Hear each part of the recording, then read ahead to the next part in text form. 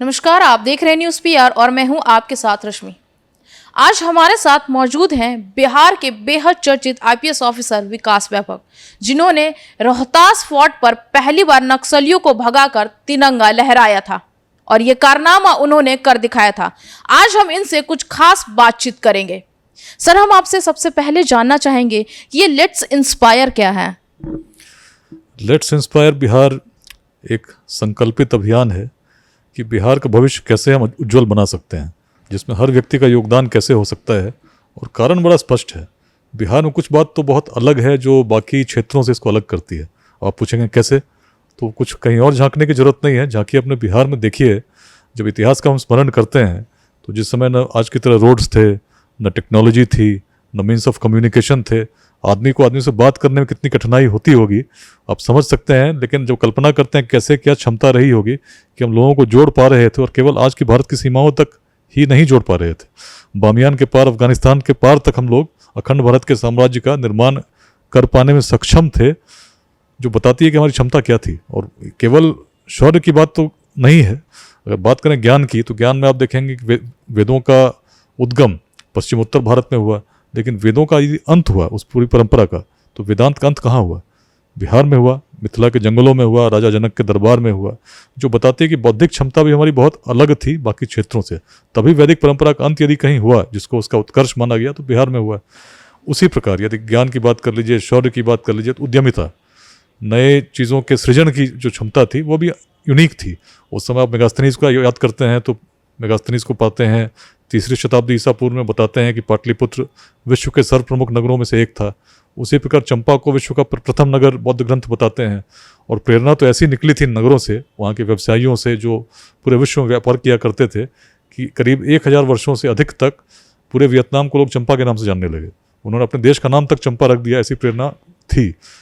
अगर उस समय ऐसा था तो आज क्यों ऐसा होता है कि बिहार में हम रोजगार का सृजन नहीं कर पा रहे हैं?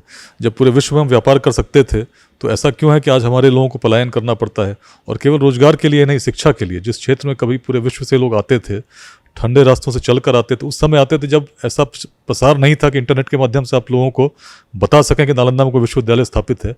लोग अपने जान को जोखिम में डालकर नालंदा की ओर, विक्रमशिला की ओर चल कर आते थे। पूरे तिब्बत में लोग सोने का दान दिया करते थे ताकि विक्रमशिला से किसी आचार्य को बुलाया जाए। क्षमता क्या थी, कहाँ खो गए हम? कैसे ऐसा हुआ कि जिस क्षेत्र में सृजन की इतनी क्षमता थी, लोगों को जोड़ने की इतनी क्षमता थी, विलुप्त कैसे हो गई? इन्हीं बातों पर जब चिंता छोड़कर हम चिंतन करेंगे तो समाधान निकलता है, क्योंकि वो गुण दर्शित होने लगते हैं जिन गुणों के कारण कभी बिहार ऐसा था। सबसे बड़ी बात, सोच बहुत बड़ी थी, तभी हम वेदांत का दर्शन कर सके। सोच बड़ी थी तभी विश्वविद्यालय स्थापित कर सके। सोच बड़ी थी इसलिए हम लोगों ने अखंड भारत का साम्राज्य का निर्माण करने में सक्षम हो सके। सोच कैसे छोटी होती चली गई? सबसे बड़ी बात, हम छोटे छोटे वादों में ग्रसित होते गए। आज के बिहार के युवा को देखिए, बिहार के किसी भी व्यक्ति को देखिए, तो जातिवाद से बहुत बुरी तरह ग्रसित है। 10 लोगों को बिठा दीजिए उनसे अगर अकेले किसी कक्ष में, तो पहली बात उनके मन में होती है कि अमुक व्यक्ति किस जाति का है। उसी आधार पर वो अपने मित्र तय करते हैं, शत्रु तय करते हैं। हर व्यक्ति के जाति के आधार पर ही निर्णय लेते हैं कि व्यक्ति की किस प्रकार की क्षमता हो सकती है। यदि इस प्रकार से हम सोचते हैं तो कल्पना कीजिए, क्या उस समय हम ऐसा सोचते थे? जातियाँ तब भी थीं, लेकिन क्या नंदवंश बिहार का शासक नहीं बना? यदि मगध का शासन नंदवंश कर सका तो मतलब तो हमारे अंदर स्वीकार्यता थी। तब भी हो सकता है कुछ वर्गों ने विरोध किया होगा, लेकिन सर्व स्वीकार्यता इसलिए थी क्योंकि हमारी बौद्धिक क्षमता, हमारी दृष्टि अलग थी।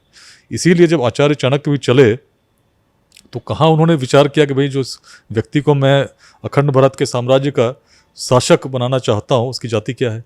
यदि ऐसा सोचते तो किसी बालक में, वो भी जिस किसी अन्य जाति का रहा हो, शासक वर्ग का नहीं रहा हो, यदि क्षमता नहीं दिखती तो भला कहाँ आगे बढ़ते? तो सोच बड़ी थी। हम जातियों को भी लेकर उस प्रकार के द्वंद्वों में नहीं घिरे थे। तभी हमारे नंद वंश, गुप्त वंश इत्यादि वंशों ने शासन किया और तभी मगध का विस्तार हुआ। अलग सोच को देखिए तो उसी प्रकार से आप जातिवादी सोच से हटकर देखते हैं तो वैशाली की स्थापना को आप देखिए, कौन सी जातियाँ राज कर रही थी, कैसे राज कर रही थी। विश्व में आज प्रजातंत्र आदर्श है, लेकिन यदि विश्व के प्रथम गणतंत्र की कहीं स्थापना हुई तो बिहार की भूमि थी, उत्तर बिहार की भूमि थी, जिसमें 7707 गणराजा मिलकर अपने गणाधिपति का चयन करते थे। यह तभी संभव हो सकता है जब किसी क्षेत्र में कुछ नए अपवाद प्रस्तुत करने की परंपरा हो, कुछ सकारात्मक करने, कुछ सृजन करने की क्षमता हो। यदि उसको भूल कर आज हम छोटे छोटे वादों में लड़ेंगे, जाति के नाम पर, संप्रदाय के नाम पर, इज़म्स के नाम पर, तो कहाँ आगे बढ़ेंगे? आवश्यकता है, ऊर्जा तो वही है जो पूर्वजों में थी, जो तब जब कुछ नहीं था ऐसा कुछ कर सकती थी, तो उन्हीं के तो वंशज हैं, कहीं विदेश से तुम आए नहीं हैं। लेकिन यदि हम कुछ करना चाहते हैं तो हर युवा को जागना होगा, समझना होगा कि हम कहाँ भटक गए और अपनी ऊर्जा को केंद्रित करके लेट्स इंस्पायर बिहार का उद्देश्य यही है कि जातिवाद अन्य वादों से ऊपर उठकर आप अपनी ऊर्जा लगाइए शिक्षा के विकास में, समतामूलक समाज के निर्माण में और उद्यमिता के विकास में। बहुत सारी चीज़ें बिहार में इतिहास में दी हैं, कीर्तिमान रचे हैं, क्षमता छीन नहीं हुई। आज भी हम सृजन कर सकते हैं, निर्माण कर सकते हैं यदि हम जग गए। तो जगाने का अभियान है, जोड़ने का अभियान है और कुछ योगदान करने का अभियान है। प्रयास है हर युवा को बताने का कि आप परिश्रम कीजिए, परिश्रम से सारे कार्य सिद्ध होते हैं, हर प्रकार की सफलता आपको मिल सकती है। लेकिन यदि आप भटक जाएंगे, किसी ऐसे व्यक्ति के चक्कर में पड़ जाएंगे जो आपको कहेगा कि मैं पेपर लीक करा दूंगा, मैं आपकी सेटिंग करा के परीक्षा पास करा दूंगा, नौकरी लगा दूंगा, तो वहीं से हमारा पतन शुरू हो जाता है। लेकिन जहाँ हमने उद्यमिता की भावना को धारण करके आगे बढ़ना शुरू किया, तो लेट्स इंस्पायर बिहार में ऐसे लोग जो सफल हैं, जो सक्षम हैं, उनको हम लोगों ने आमंत्रित किया कि आप आएँ, साथ में जुड़ें और सकारात्मक जितने भी लोग हैं समाज के वो भी साथ में जुड़ें, क्योंकि समाज को नुकसान दुर्जनों के दुष्कृत्यों से उतना नहीं होता जितना सज्जनों की निष्क्रियता से होता है।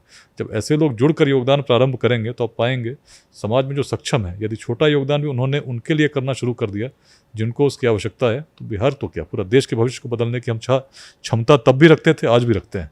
मन से निराशा को मिटाना होगा, सारी शक्तियाँ हमारे अंदर समाहित हैं यदि हम सकारात्मकता के साथ अपने गुणों को पहचान कर आगे बढ़ने लगे। बहुत ही सुंदर बात कही सर आपने कि सफलता को अगर पाना है तो परिश्रम करना होगा।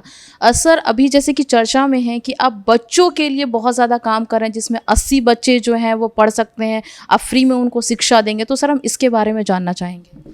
देखिए, लेट्स इंस्पायर बिहार एक अभियान है जोड़ने का, तो इसमें कुछ संस्थान भी जुड़े हैं, जिसमें एक शिक्षा दान नाम की योजना हम लोग चला रहे हैं, जिसमें जो भी व्यक्ति कुछ दान देना चाहता हो अपने विद्या की तो दे सकता है। उसको ऑनलाइन माध्यम हो सकते हैं, ऑफलाइन माध्यम हो सकते हैं, आप किसी विद्यालय के साथ जुड़ सकते हैं, उसके लिए हम लोग एक बड़ा प्रोजेक्ट ला रहे हैं। इसी में व्यक्ति के अलावा जो संस्थान है वह भी यदि अपने कुछ ऐसे स्कीम्स लाना चाहते हैं उसको हम लोग प्रमोट कर रहे हैं। तो कुछ संस्थान ऐसे हैं, एक भागलपुर की संस्थान है, एक पटना की है, जिन्होंने अभी पूरे बिहार में परीक्षा ली, करीब 12,000 बच्चों ने परीक्षा दिया। उसमें हम लोग चयन कर रहे हैं ऐसे 80 बच्चों की, जिसमें 40 पटना में पढ़ेंगे और 40 भागलपुर में पढ़ेंगे। उनके शिक्षण की, प्रशिक्षण की, आवासन की व्यवस्था निःशुल्क होगी। लेकिन ये टैलेंटेड होंगे, उनकी आर्थिक पृष्ठभूमि यदि कमज़ोर हो, जिसमें स्वयं वैसा शिक्षण प्राप्त नहीं कर सकते, ऐसे बच्चों को हम लोग चुनने का प्रयास कर रहे हैं। और ऐसा केवल 80 तक ही सीमित नहीं है, बीपीएससी में भी हम लोग करीब एक संस्थान सामने आई है, 30 बच्चों को चयन कर रहे हैं। रेलवे, एसएससी, बैंकिंग की परीक्षा के लिए भी ऐसे 100 बच्चों को हम लोग चयनित कर रहे हैं। प्रयास यही है कि ऐसे प्रयास यदि बड़े स्तर पर, व्यापक स्तर पर होने लगेंगे तो निश्चित एक प्रेरणा प्रसारित होगी। और जो व्यक्ति निर्धन होता है, उसको लगता है कि मेरे पास क्षमता है और शॉर्टकट्स के पीछे जाने लगता है, वैसा नहीं करके यदि प्रयास करेंगे तो उनके सहयोग के लिए लोग सामने आएंगे। और जैसे बीपीएससी में 30 बच्चों की हम लोगों ने बात की, तो ये जो लोग चुने जाएंगे तो उनसे हमारी कोई अपेक्षा नहीं, केवल एक ही अपेक्षा है कि जब सेवा में आए तो ईमानदारी से काम करें, भ्रष्टाचार में लिप्त नहीं हो। बिहार यदि बदलना है तो अंदर से हर व्यक्ति को उस रूप में, संस्कार में भी परिवर्तन लाना होगा। शॉर्टकट से काम नहीं चलेगा, परिश्रम करनी पड़ेगी। लेकिन जो लोग सक्षम हैं, अच्छी दृष्टि रखते हैं, उनको सामने आना होगा। और सज्जन मिलकर जब प्रयास करेंगे तो निश्चित चीज़ें बदलेंगे। हम निराशा में व्याप्त नहीं हो। कोई यदि बात करता है जो जातिवाद की, उसी बात में आपको करना तो करने दीजिए, आप अपना प्रयास तो शुरू कीजिए। आप देखेंगे जब सकारात्मक प्रयास आगे बढ़ते हैं तो जितनी भी नकारात्मकता होती है अपने आप नष्ट हो जाती है। सर ये जो मुहिम जो अभी चल रही है, जिसमें आपने बताया कि लगभग 80 बच्चे जो हैं जिनका चयन किया जाएगा, तो ये क्या कास्ट के आधार पर, जैसे रिजर्वेशन, आज एजुकेशन में भी रिजर्वेशन आ चुका है, और जैसा कि आपकी मुहिम है कि इसको कास्टिज्म से ख़त्म करना है, तो इस 80 बच्चों में क्या कास्ट के आधार पे होगा या उनके टैलेंट के आधार पे हो रहा है?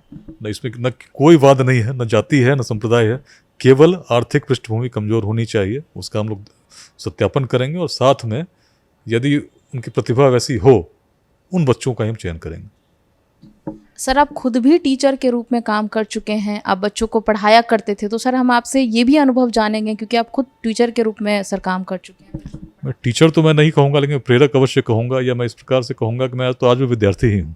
पढ़ता रहता हूँ, लिखता रहता हूँ, सोशल मीडिया पर भी लिखता हूँ, और जो भी मैंने ग्रहण किया उसको समाज को देने का प्रयास करता हूँ। तो किसी प्रेरणा ने मुझे भी एक पुलिस पदाधिकारी के रूप में परिवर्तित कर दिया। बिहार की स्थितियों को देखकर मैं विचलित हुआ करता था जब विद्यार्थी था। मेरी नौकरी विदेशों में भी लगी।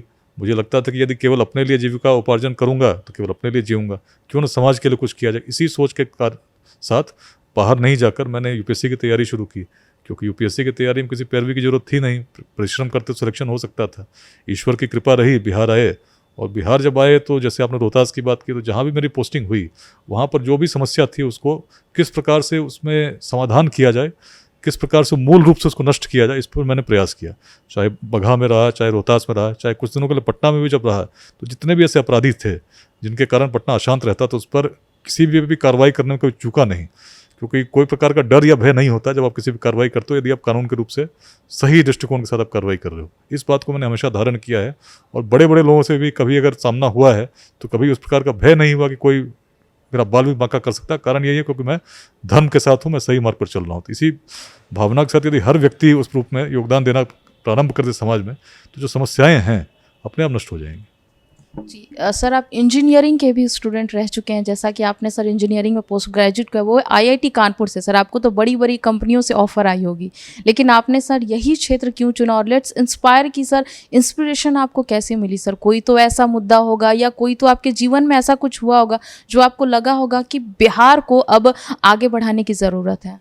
देखिए, बचपन से ही मैं देखता था, मैं बात करता हूँ नालंदा की, जब सबसे पहले गया था तो उस समय मैंने देखा कि पूरे विदेश से लोग पढ़ने आते थे, और वहीं आसपास के बच्चों को देखता तो छोटे छोटे वादों में ग्रसित तो थे ही थे, शॉर्टकट्स भी खोजते थे, परीक्षा उनके जगह कोई और लिखने का प्रयास करता था, अनेक प्रकार के शॉर्टकट्स, तो बड़ी एक पीड़ा होती थी।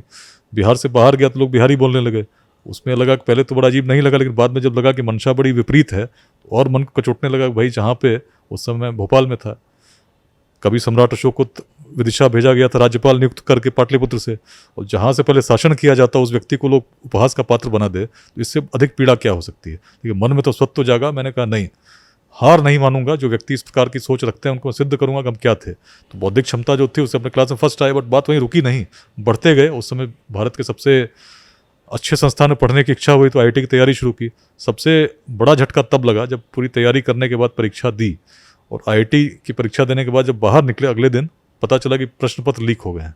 और 97 में जब ऐसा पता चला, उसका केंद्र बिहार था। बाद में सीबीआई ने जांच की, अपराधी बाद में जेल में रहे, मुझे भी बाद में साक्षात्कार करने का अवसर तब मिला जब बाद में सिटी एसपी के रूप में पोस्टेड था। लेकिन वो पीड़ा ऐसी थी, अपने ही भूमि से पीड़ा मिली, और उस भूमि से जिसको हम ज्ञान की भूमि के रूप में जानते थे, तो लगता था कुछ करना चाहिए। तो यहाँ तक तो बात रही आईआईटी पहुँचे, पिताजी की पोस्टिंग बरौनी हो गई, मैं रहने वाला बेगूसराय का हूँ। जब वहाँ पहुँचा तो बाकी बच्चे जितने थे बाकी राज्यों में पढ़ने वाले थे, अपने घर जाया करते थे। मुझे घर से लोग मना करते थे कि आप घर मत आओ, क्योंकि अभी लगन का समय है, पकड़ के शादी हो जाती है। तो बिहार में ऐसी ऐसी चीज़ों को मैंने देखा जिसमें मुझे लगता था यदि बाहर चला गया तो मैं भी पलायनवादी हो जाऊँगा, मैं तो चला जाऊँगा।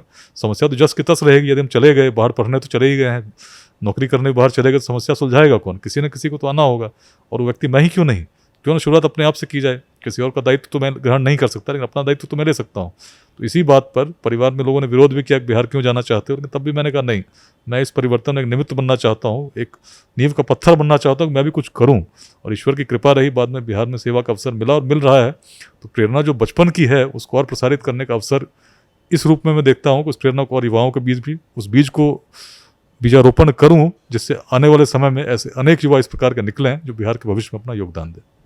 सर हम आखिरी में आपसे पूछना चाहेंगे सर, छात्रों को आप क्या संदेश देना चाहेंगे? क्योंकि देखा जा रहा है कि अमूमन जो बिहार के छात्र हैं वो कहीं ना कहीं भटक रहे हैं, भटकाव का रीज़न बहुत सारा है, लेकिन छात्रों को सर आप क्या संदेश देंगे ताकि वो सही रास्ता पकड़ें? अपनी क्षमता को जान लीजिए, आपकी क्षमता असीम है, अपने आप पर कोई संदेह मत कीजिए, पूरा परिश्रम करेंगे निश्चित सफलता मिलेगी। लेकिन कहाँ आपकी ऊर्जा लगनी चाहिए इस पर निश्चित रूप से चिंतन कीजिए। एकाग्र चित्त के साथ आप यदि पूरा परिश्रम करेंगे, कोई भी लक्ष्य असाध्य नहीं है। एक बार स्थापित हो गए तो केवल स्वयं तक मत संकुचित रहें, कुछ न कुछ योगदान समाज के विकास के लिए अवश्य दें, और जब ऐसा करेंगे तो आपको जीवन में निश्चित रूप से आत्मीय संतुष्टि मिलेगी। यही मेरा संदेश है जो हर व्यक्ति को मैं देना चाहता हूँ। बहुत बहुत धन्यवाद सर कि आपने अपना कीमती समय सर हमें और हमारे चैनल को दिया। थैंक यू सो मच जी। तो जैसा कि आपने सुना कि सर ने एक बहुत ही अच्छी बात कही कि अगर आप अपने जीवन में कुछ अच्छा करना चाहते हैं और सफलता को प्राप्त करना चाहते हैं तो शॉर्टकट को ना अपनाकर सफलता के लिए आप परिश्रम का रास्ता चुनें, यानी कि आप मेहनत करें, मेहनत का रास्ता सुने, तभी आपको सफलता मिलेगी। और अगर आप इनकी ही तरह अपने जीवन में सफलता को प्राप्त करना चाहते हैं तो इन्हीं की रास्तों पर चले, और इन्होंने आपको बहुत कुछ बताया है। तो अब ये आपके ऊपर है कि आप कौन सा रास्ता अपनाते हैं। आज के इस खबर में बस इतना ही, हमारे साथ बने रहिए।